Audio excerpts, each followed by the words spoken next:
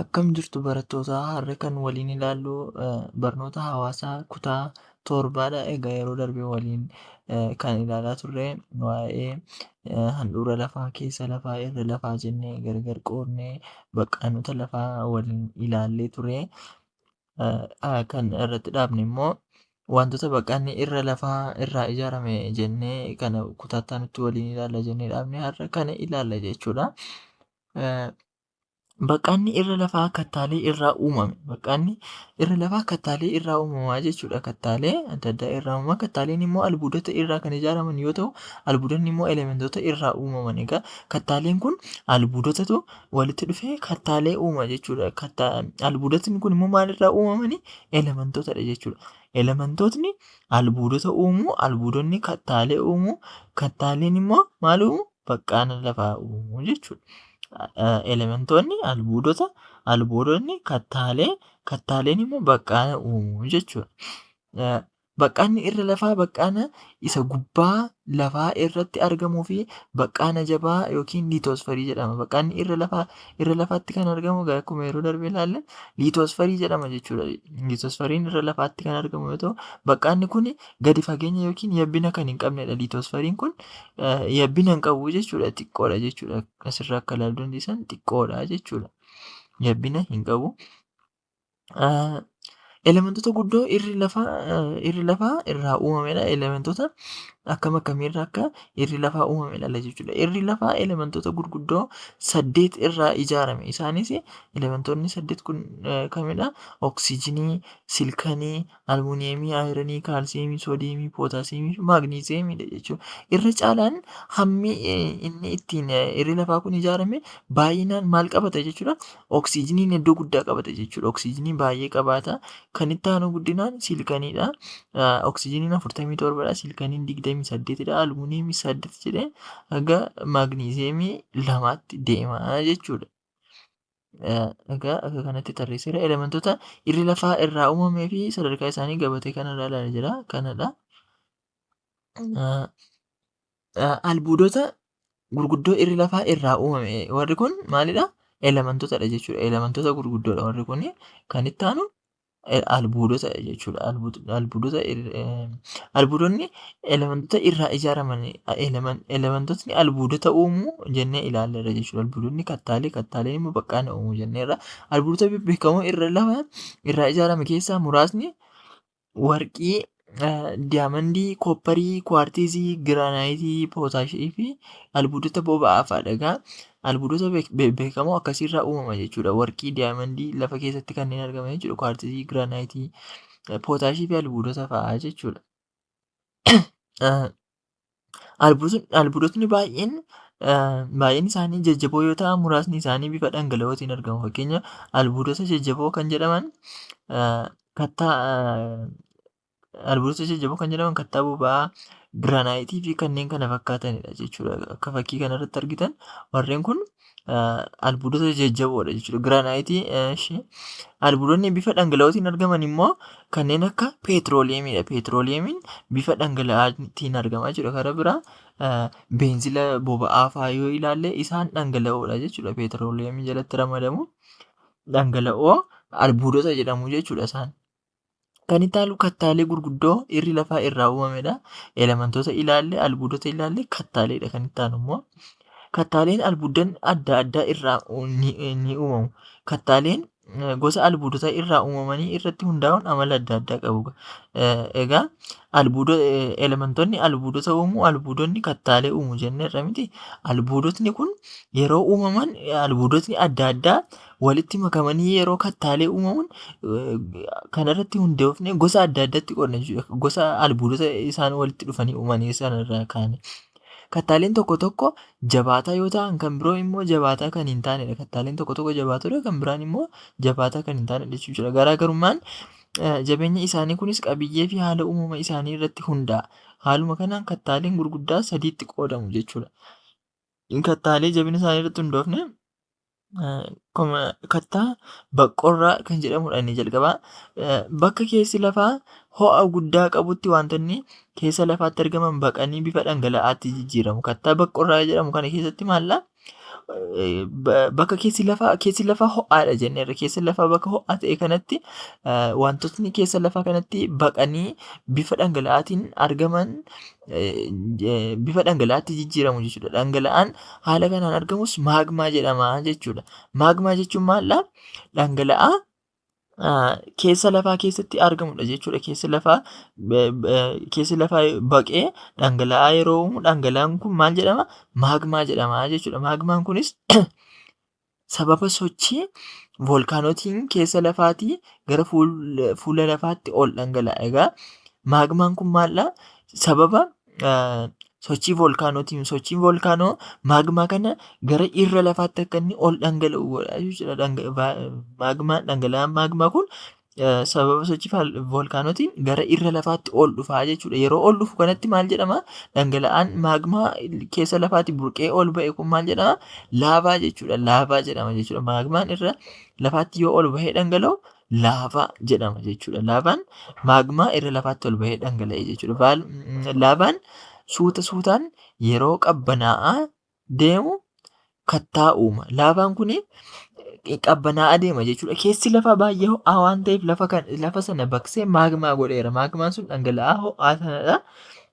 Dhangala'aan ho'aa sun immoo dhohee gara qilleensaa gara atmoosferiitti yeroo dhufu irri lafaa immoo akka keessa lafaa ho'aa waan hin taaneef xiqqoo waan qabbanaa'uuf yeroo kana laavaa kana qabbanaa'aa godhaa jechuudha. Yeroo qabbanaa'aa deemu immoo maal uuma jechuudha? Laavaan kun kattaa uuma jechuudha. Yeroo laavaan kun qabbanaa'aa deemutti kattaa uuma. Kattaan haala kanaan uumame kunis kattaa baqqorraa jedhama jechuudha. Baqqorraa jedhama jechuudha.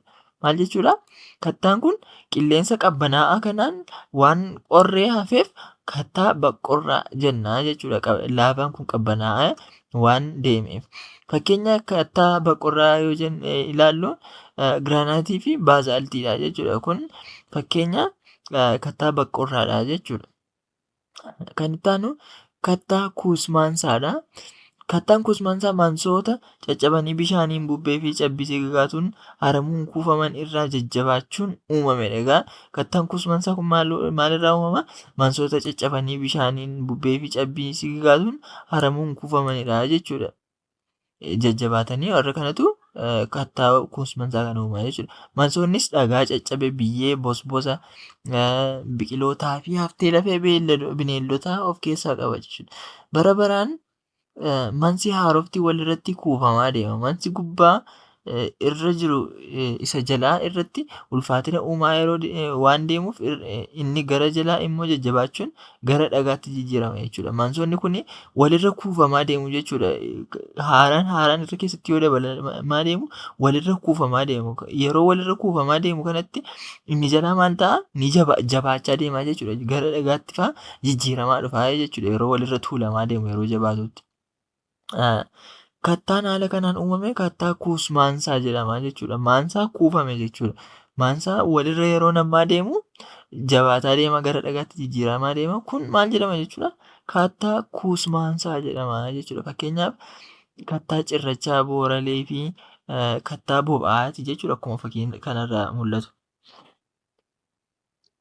Fakkii kanarraa akkuma ilaaltan fakkiin kun kattaa kuusmaansaa agarsiisaa jechuudha. Kan itti aanu kattaa jijjiiramaadha. Kattaan jijjiiramaa maalidha?